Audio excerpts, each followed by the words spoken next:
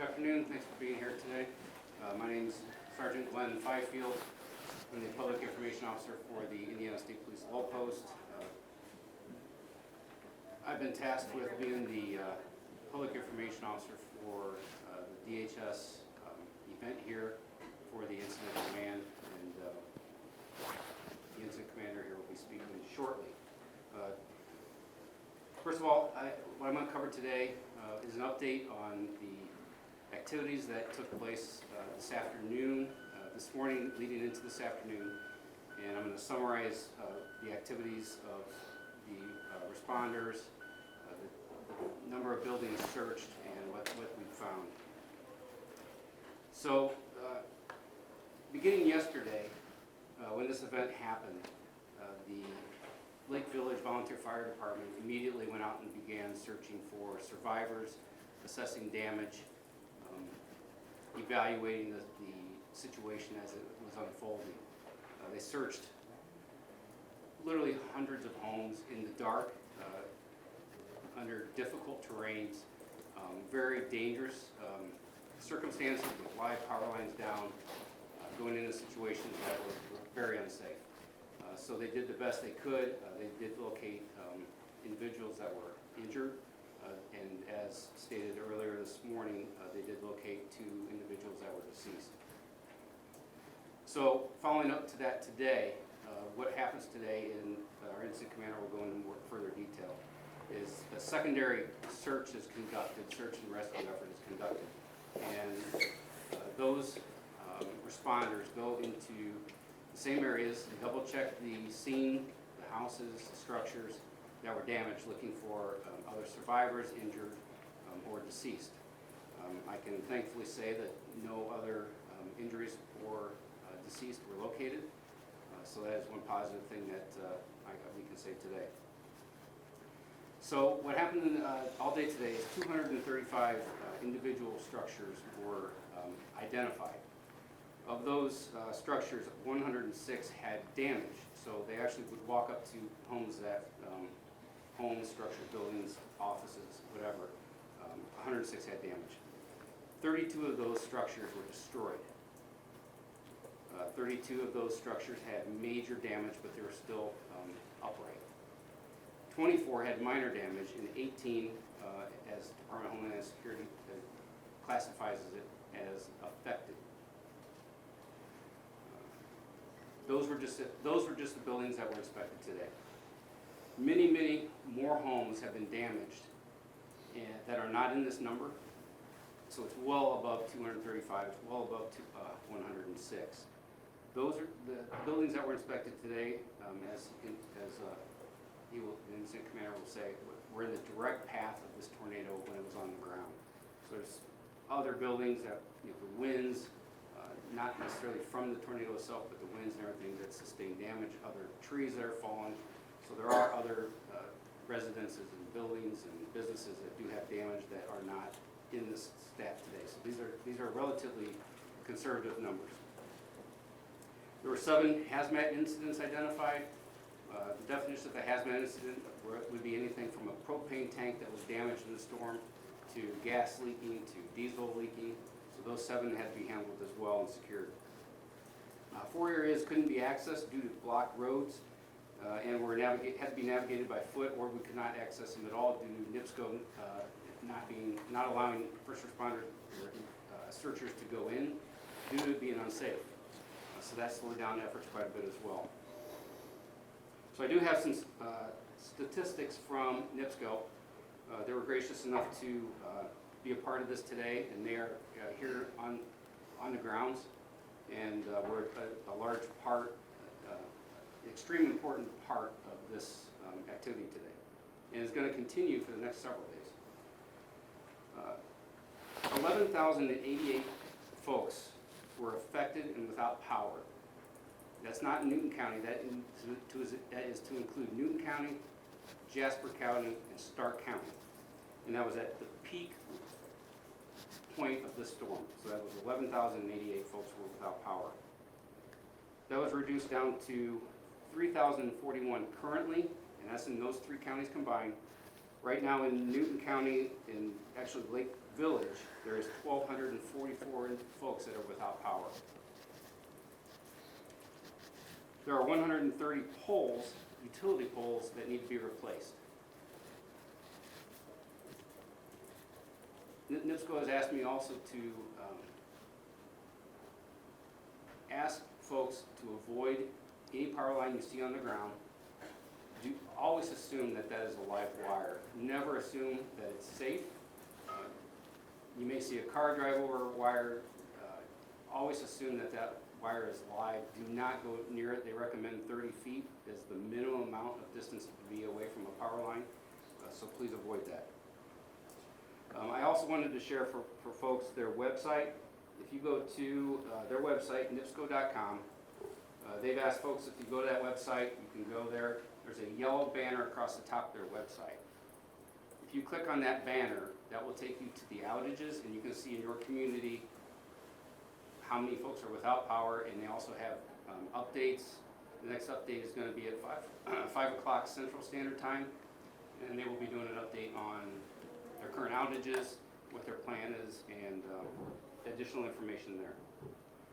So with that, I will introduce our incident commander, and he will introduce himself.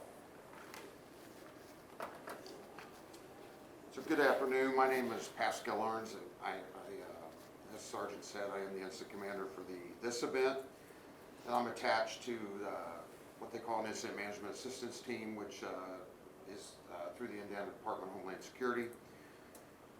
And our team is activated by the state EOC, and we specialize in managing large-scale incidents such as this one. So I'm going to provide a brief overview of some of the actions that we took today. First, I'd like to thank the first responders and all the agencies that we've had the opportunity to work with last night and today.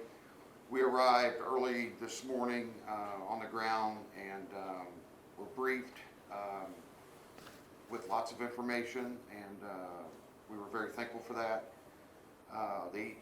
These agencies and others, they worked tirelessly throughout the night. They conducted searches, mitigating emergencies, responding to 911 calls. And I'm going to name a few, and I know I'm going to miss some, and so I apologize up front because there's just so many here. It's unbelievable. But I'll start with the Lake Village Fire Department, Newton County Sheriff's Department, the Indiana State Police, Indiana Department of Transportation, the Indiana Task Force 1, the Newton County Highway Department, Department of Natural Resources, the Indiana Department of Corrections, NIPSCO. Like I said, these are just to name a few. I've seen so many I can't even keep track. But our priorities and objectives today were,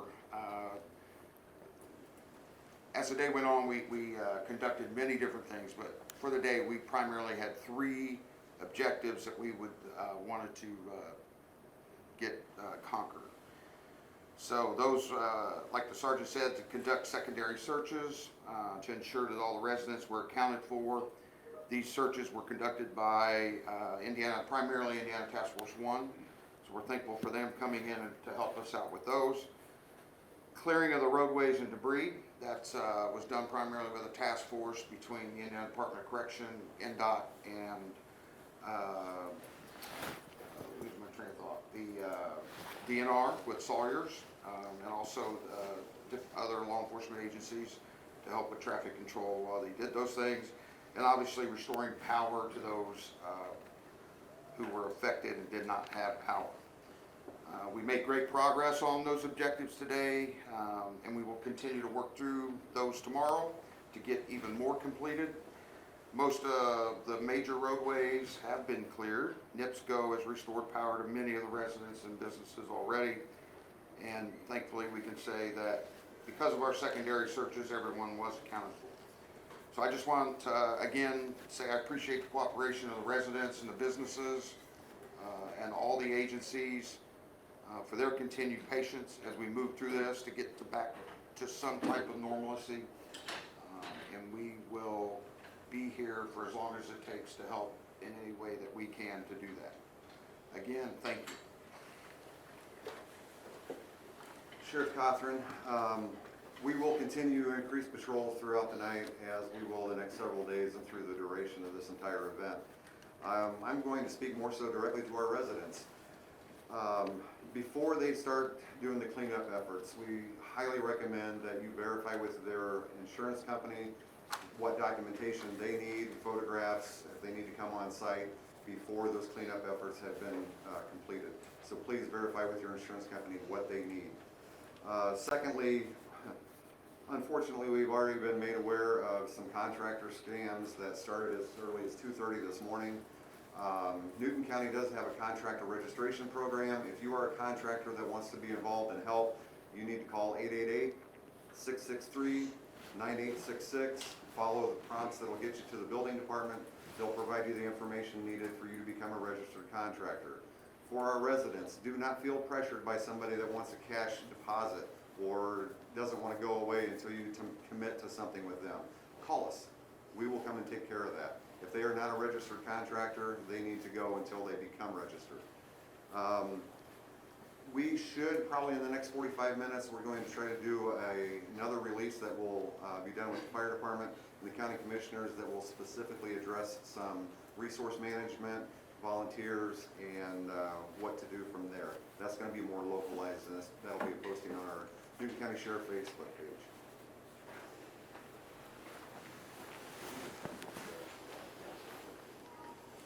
Yeah, I mean, we're just overwhelmed. There's two different buildings here at Lake Township for the old firehouse, if you will. It's now the community center, and the new firehouse. And both of them are just stacked with the donations from toiletries to water to food. The outpouring of support has been heartwarming. With that, we'll open it up to questions. Is the number of injured, we had heard 10, has that increased? No, that stayed the same. So 10 injured, and then the two who did not survive, we had heard from some residents that it may have been an elderly couple asleep in their bed together. I don't know if you can give any details on that. I'm not going to speculate on what they were doing prior to their death, but yeah, it was, we did confirm that this morning, the sheriff did, that it was an elderly couple that passed. Is there an approximate land area of how much has been damaged in the last 24 hours? So between here, the Illinois state line, to where this finally stopped in Stark County, you're talking probably, we talked earlier this morning, 60 miles? Yeah, always. All the way as you go east. Here in Newton County, what would you guess, I mean, About 4.5. 4.5 miles here in Newton County. So this tornado was up and down, as it caused destruction through our state and through these three counties in particular. Do you know, last night, is there a tornado siren warning system in this area? One woman said she didn't hear a siren going off and she thought it was supposed to be tested earlier in the day possibly. I don't know if that's accurate, but do you know the status of just any sirens that did or did not go off? Yeah, so we've been made aware of that rumor that's been going around on social media. That's something that's going to be looked into in an after-action review. We're aware of that same comment that's gone out there. I can't speak to that. I was not here. I can't tell you if I didn't hear it, I wasn't here. But that has been brought to the incident commander's attention. The sheriff has been made aware of that as well. And that's something that they're going to be following up on to find out for sure if that happened or not. And I don't think I'm speaking out of turn for the sheriff. I'm sure he'll let the community know what that finding is. But Sheriff, there is some sort of system? Yeah, there's an early warning system. It was scheduled to be tested yesterday, but they canceled the scheduled testing because of the incoming severe weather. As far as did the siren sound or not in this particular area, right now we're going to look into that. We've had as many people tell us that they did hear it, as many people said that they didn't. So that's something we're going to have to research. Did the emergency alert system send notifications to people's phones? I was in dispatch at the time and everybody's phone there went off. And I can speak for that. I reside in Jasper County, and my phone was going off literally nonstop. It just was literally, you'd clear it off your phone, it'd come right back. Clear it off your phone, come right back. It was continuous, nonstop, so that was very important. And we talked about this earlier, and I think this goes without saying, I mean, it needs to be said. the National Weather Service knocked it out of the park on this. They were informing us beginning early yesterday morning that this was coming. They predicted a line, a path that this was going to take, and they were spot on. It was, the only thing that they were wrong about was the timing, and they missed it by 20 minutes. It was incredible how accurate they were, and kudos go to them. I can say without a doubt they saved lives by their ability, their skill, and for that, the National Weather Service in Chicago, who deals with this area in particular, I'm thanking them. They did a job well done, and it's a pleasure to work with them and their professionalism. Their alerts and sending out notifications that we all share on our social media, I think had a tremendous effect in warning folks that this was coming, and quite frankly, I think people heeded the warnings. I think they took cover, they sought shelter when they were instructed to, and that saved lives yesterday. I know last night we heard the Newton County Junior High was serving as a shelter for the community. Are people utilizing that, or are most people just in family homes were? They are utilizing the high school. That will remain for a few days yet. The school system said they were waiting to see if the roads were gonna be clear before deciding whether to open tomorrow. Do you know if they're opening tomorrow I yet? can't speak for the school system. Is there any specific areas people should avoid that are just simply too dangerous?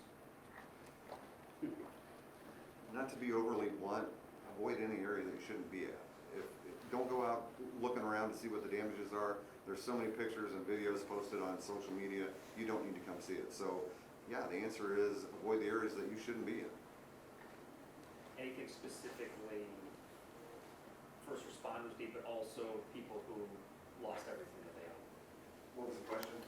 Is there anything specifically that law enforcement needs right now and people who lost everything over the last 24 hours?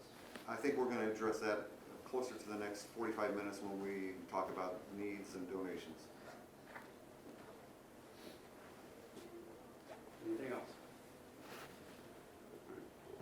Thanks for coming, and we appreciate you all being here. Thank you. Do you have any other briefing plan for like tomorrow, or just so we can let our stations know? You know, I think we don't have any plans for anything. Okay. If something pops up or we learn something that you folks are gonna wanna know about, we'll definitely let you know. We don't have any plans for anything. I can guarantee that the sheriff is gonna be continuing his posts on Facebook, interacting with the community, letting them know updates on what's going on. I don't see that ending anytime soon. He's doing a great job with that. So yeah. Afterwards, I do have a picture here of the houses that were searched and secured, and you can take a look at this and you'll be able to see the path that this took. You're welcome to come up and see this afterwards.